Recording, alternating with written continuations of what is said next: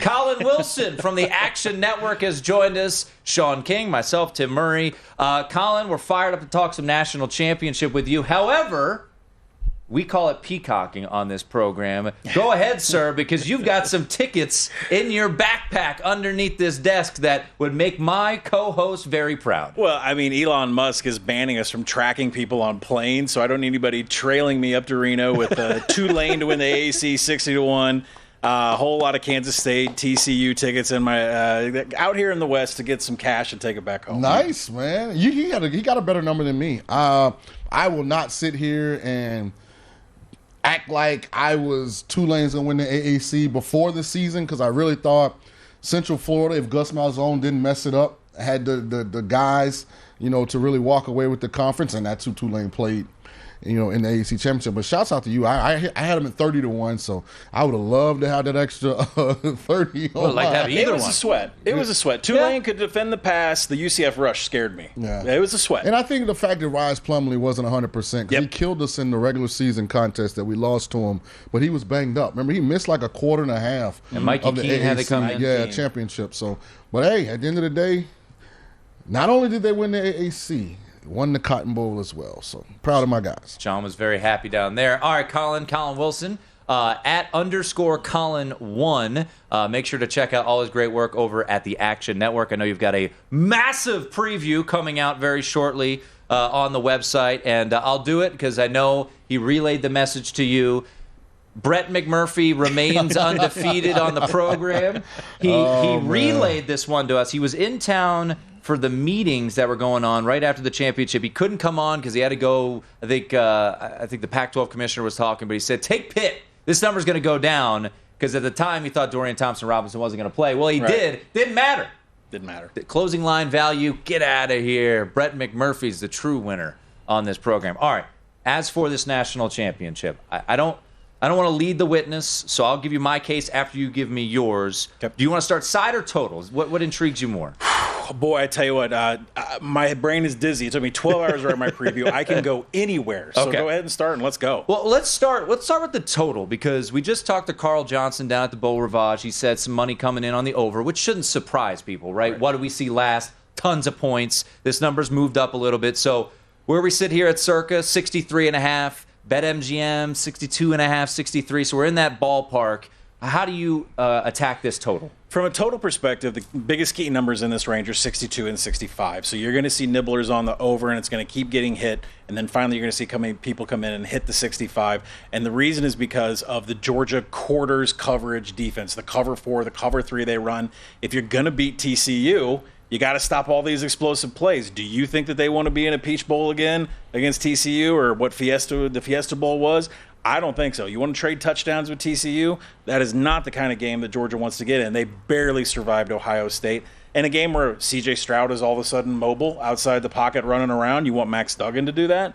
So the best option for Kirby Smart, have that mint front on the defense, try to get pressure with 4, max protect the explosive play, and just let TCU undercut you all day and hope your red zone defense holds on.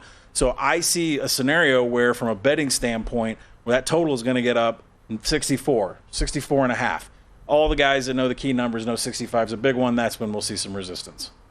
Yeah, I mean, and I would imagine, once again, the last 2 games we saw on this level, 42-41, 51-45, both in regulation, people are reactionary. They're going to want to play the over. And I would think, and Collin, I would imagine you would agree, high-profile game like this, the last 2 games these 2 teams played were incredibly high scoring. Just wait until, probably Monday. If you want to play under, I would wait, right? Yeah, I would play. That's actually what my plan is. I'm going to play the under at an hour. I'll be on the field like an hour before kick, and I'm going to play the under. But a lot of factors go into that with my other handicap, which is injuries on the Georgia offense, right? We're talking the right tackle didn't play last game. Darnell Washington is their second best blocker in the run game, and he may not play in this with a soft tissue injury where he got his foot stepped on. And then, we just have other injuries on the field. Kendre Miller, too. So there are reasons to think that there may not be a lot of points here. Plus, the first couple drives are scripted.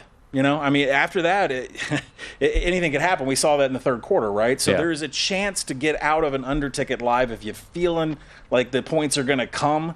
That's just been the TCU script all season. So, definitely an underplay is going to be there for me right before kick.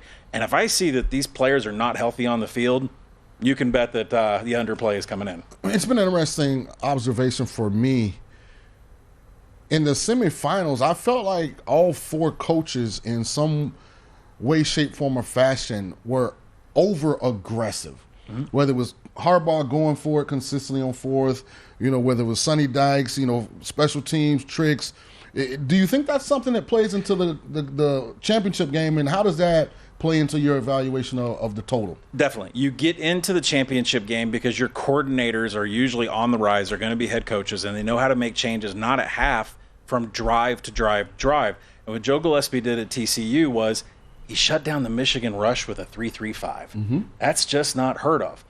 Michigan was stuffed, I think, in 25% of their runs. They were stopped 2 yards or less on half of their runs. Who would have ever dreamed that a Michigan offensive line is going to play in the NFL was going to get stopped? So TCU now, their defense is, strategizing right now. What are we going to take away from the Georgia offense? Are we going to stop the run? Or are we going to stop A.D. Mitchell on the outside? We're going to take Ladd McConkey away, who was also hurt. Banged up, yep. So there's a lot of options that they're going to take away. Georgia will make adjustments. Joe Gillespie for TCU will make adjustments. It's just going to be a chess match the entire game. We're talking to Collin Wilson from the Action Network at _Collin1 on Twitter. Headed back to Los Angeles here in just a day or two to catch the national championship game. So let's get to the side. We've heard different betting splits from different spots around the country. 70. We just had Carl Johnson from the Beau Rivage, 65% money, 75% tickets on TCU. It's roughly what we've heard most other spots, right? Here at Circa, 12. It was 13 earlier today. Got back down to 12, 12.5, some other spots. How are you looking at the side here in this one? Yeah, I have to go find Metcalf. They didn't go to 12.5. They just went to 13 down to 12. I know, they right? Didn't even wait, right? I got my dimes in on 13.5 once the line came open because I knew that there would be a flood of I love TCU, which is justified, and that would get down to a dead zone, which is 11, 12, 12.5. And that way, people that love Georgia want to have parlays, want to put it in with that. They're all going to load up on the Bulldogs and eventually say 48 hours before kick, we're going to get back to 13. We'll get back to 13.5. And then that's your window. If there's going to be arbitrage players out there that want both sides. For me, I'm sticking with that TCU 13.5. I would play it at 13. I would play it at 12. I make the game 10. Mm-hmm. And I cannot stress enough that if Darnell Washington, the tight end for Georgia, is not playing, Georgia moves from a 12 personnel to an 11 personnel, which the 3-3-5 can handle. A 12 personnel, 2 tight end set is an issue for a 3-3-5. That is the biggest sticking point in this game. So I'll make the decision whether I'm going to get out of my TCU bet when I see if Darnell Washington is healthy on the field. When you look at TCU, they're a team that, look, I listen to you and Stucky on your podcast each and every week, and it's great information, and I know you guys will be coming out with a new pod here shortly. Look, TCU's been a team that kind of been the thorn in the side of a lot of sharper bettors this year, right? The market's moved against them a ton, and they've been wrong a lot. Obviously they lost to Kansas State in the championship game. They needed the fire drill to beat Baylor. But what now has changed? Because you looked at some look-ahead lines, and it was 16.5, 17 in favor of Georgia. So I can't remember how you kind of played TCU the majority of the year, to be honest. Yeah. But why now are you in on TCU? Is it because of the injuries to Georgia? Is it? I know you were a big proponent of Joe Gillespie and that hire by Sonny Dykes, which has obviously paid extreme dividends. Well, I listened to a lot of other things outside of what we do at Action Network. I went to Big 12 Media Days down in Dallas. I told Sonny Dykes face to face, you're winning this conference. You have an amazing roster that was not utilized by Gary Patterson. You have explosiveness. You have a defense, and now you have the best defensive coordinator. So I don't have a national championship bet on me. I thought college football was just too top-heavy. Yeah. So, from a Big 12 perspective, I knew that they had the explosiveness to do this. What we couldn't predict was that Lincoln Riley's little brother, Garrett Riley, was going to come in, take Max Duggan, who had 38 career turnovers, and he's only had 6 this year. He's only had 6. Who could have predicted that Max Duggan would all of a sudden be max protection with the ball?